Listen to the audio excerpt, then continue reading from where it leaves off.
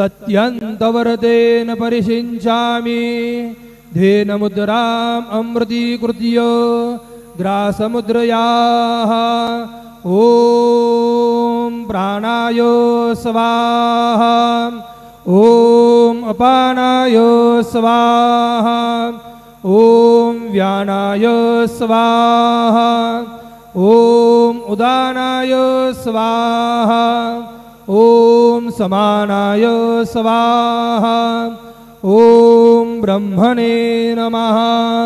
नैवेद्यमध्ये पानीयं समर्पयामि पुनर्नैवेद्यं निवेदयामि।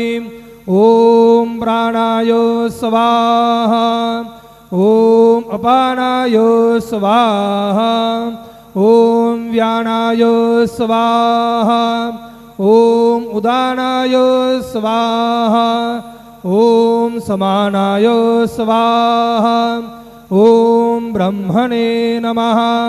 नैवेद्यं समर्पयामि हस्तप्रक्षालनं समर्पयामि मुखप्रक्षालनं समर्पयामि।